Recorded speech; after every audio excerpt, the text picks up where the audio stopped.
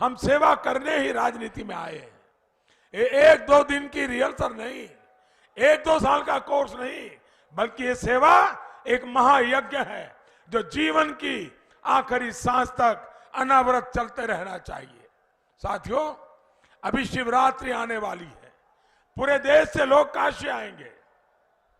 बाबा भोलेनाथ के दर्शन के लिए लोग घंटों लाइन में लगते हैं। काशी में आए बाबा के भक्त बाबा के ही रूप होते हैं। हमें इसी भाव से शिवरात्रि के अवसर पर हर श्रद्धालु की सेवा करनी है। करेंगे ना?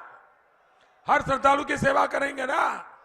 साथियों, काशी भारत की संस्कृति की प्राचीन राजधानी रही है, लेकिन पिछली सरकारों ने बनारस को विकास से वंचित रखकर यहां के लोगों को परेशानियों के गर्त में धकेलने की कोशिश की।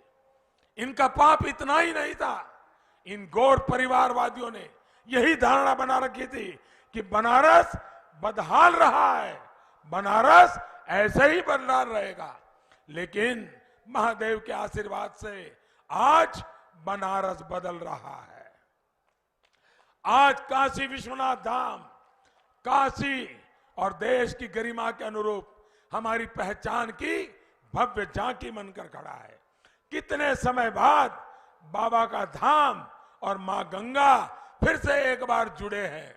आज मां गंगा स्वच्छ हो रही है और गंगा के घाट भी स्वच्छ हुए हैं, उनमें नए पत्थर लगे हैं।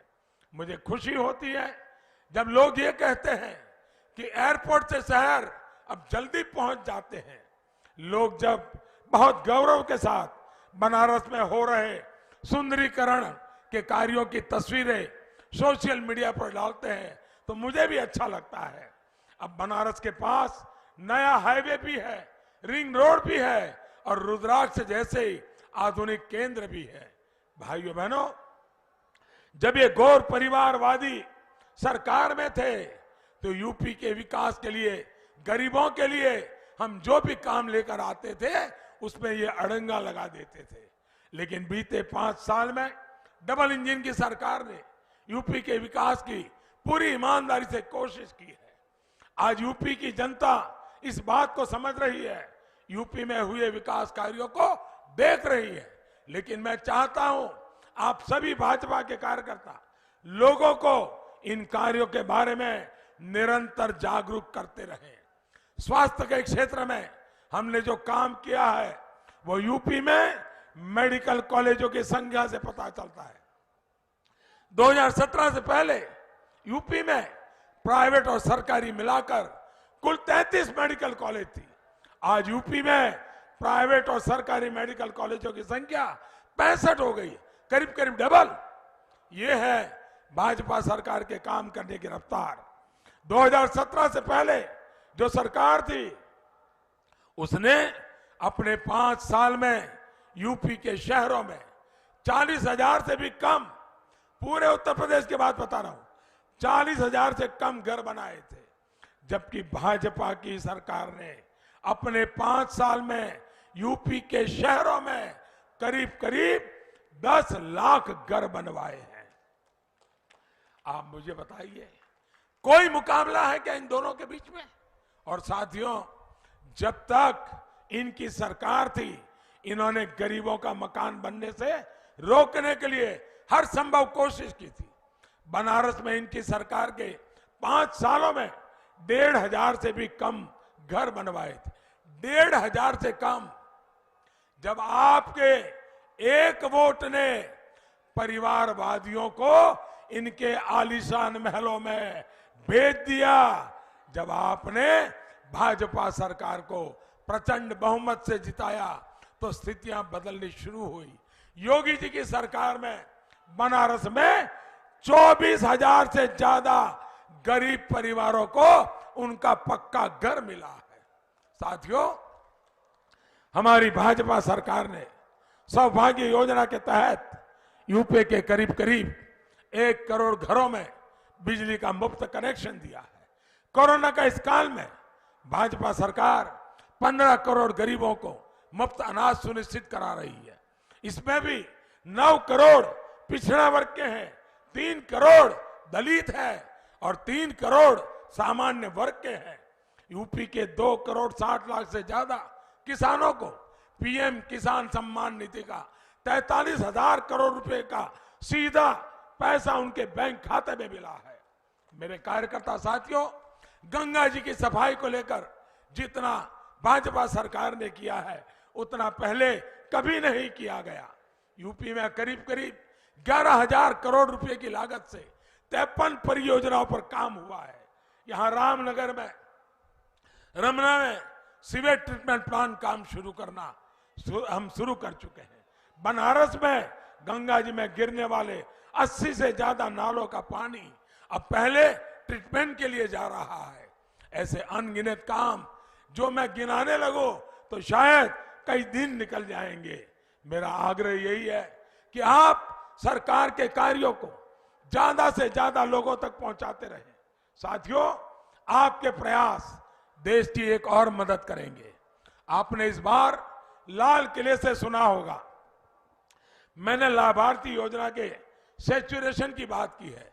सैचुरेशन का मेरा मतलब है जो हकदार है वो हकदार का 100% लाभ उस तक पहुंचना चाहिए। कोई 80-90 नहीं, 100%।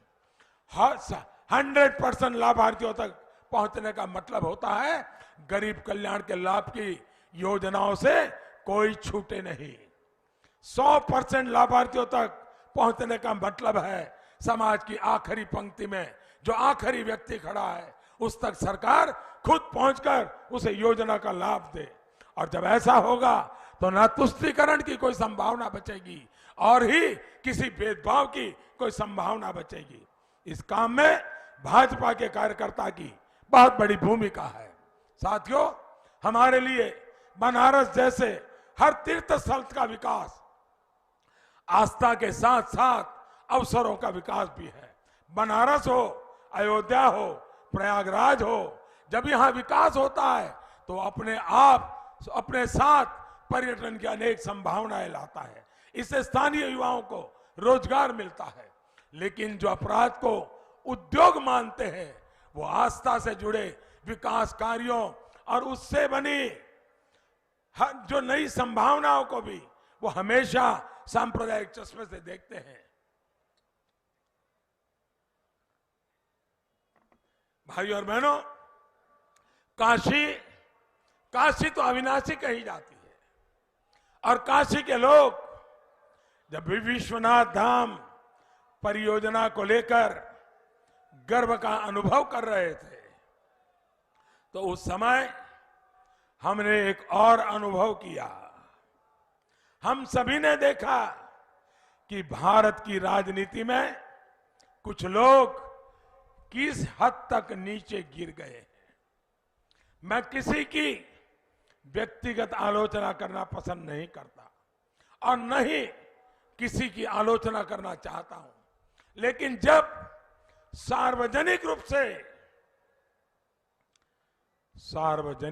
से काशी में मेरी मृत्यु की कामना की गई तो वाकई मुझे बहुत आनंद आया, मेरे मन को बहुत सुकून मिला।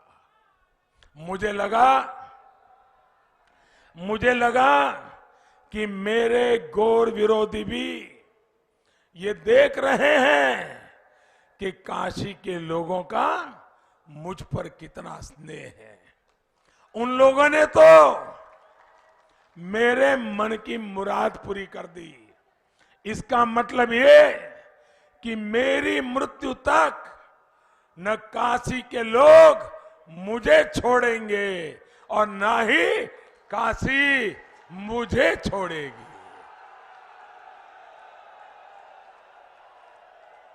और मुझे विश्वास है काशी की सेवा करते करते अगर मेरी मृत्यु लिखी होगी तो इससे बड़ा जीवन का सौभाग्य क्या होगा। बाबा भोलेनाथ के भक्तों की सेवा करते करते अगर भक्तों की सेवा करते करते चला जाओ तो इससे बड़ा सुख क्या हो सकता है। साथियों, उन गौर परिवारवादियों को मालूम नहीं है, ये जिंदा शहर बनारस है।